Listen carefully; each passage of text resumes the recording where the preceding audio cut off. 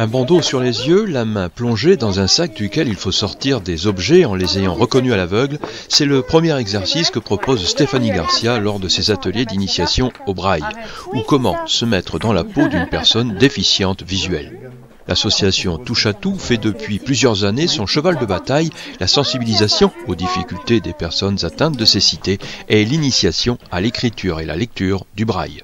C'est une écriture à toucher, une écriture tactile qui se lit du bout des doigts, destinée aux personnes déficientes visuelles, donc malvoyantes ou aveugles.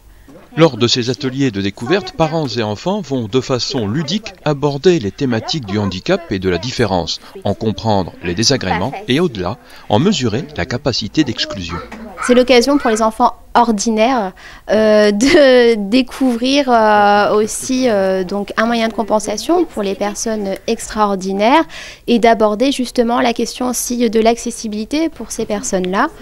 Et justement amener à la nécessité, l'utilité du braille pour reconnaître des objets, pour les retrouver et ensuite pour jouer, communiquer, lire. Car si le braille a été créé vers 1825 par un jeune malvoyant, Louis Braille, 200 ans plus tard, ce système de communication est devenu universel.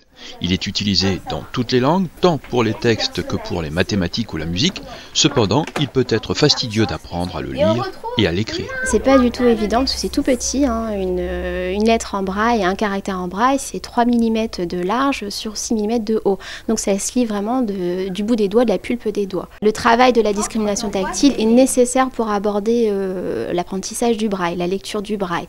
Il se rend compte aussi de tout le préalable avant cet apprentissage. Un apprentissage qui, en dehors du toucher, nécessite d'apprendre l'alphabet braille pour le lire, le comprendre, mais aussi l'écrire. L'atelier proposé aux participants cet après-midi faisait une bonne place à l'écriture à l'aide de tablettes. Les tablettes d'écriture sont constituées de cellules dans lesquelles il suffit, à l'aide d'un poinçon, de contrebosser le papier. Particularité, on écrit de droite à gauche en miroir par rapport au sens de la lecture. J'ai écrit mon prénom, celui de ma mère, celui de mon père et celui de ma sœur. J'ai appris le braille et j'aime bien écrire. Aucun participant à l'atelier n'était déficient visuel. Mais alors, quel peut être l'attrait d'un tel atelier pour quelqu'un qui voit très bien? Parce que je suis aide aux enfants en situation de handicap.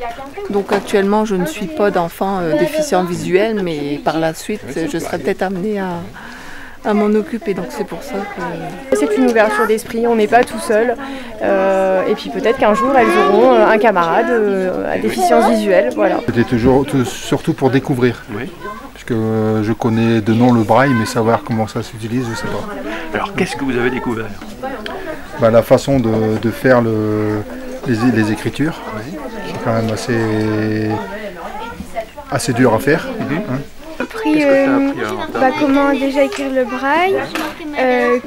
Déjà que pour les gens qui sont aveugles, ça doit être compliqué déjà, parce que moi j'ai un peu galéré. Alors, je pense un jour utiliser ça avec un ami pour lui écrire et qu'il devine des choses. Parents et enfants se rendent compte combien être malvoyant peut être un handicap qui exclut.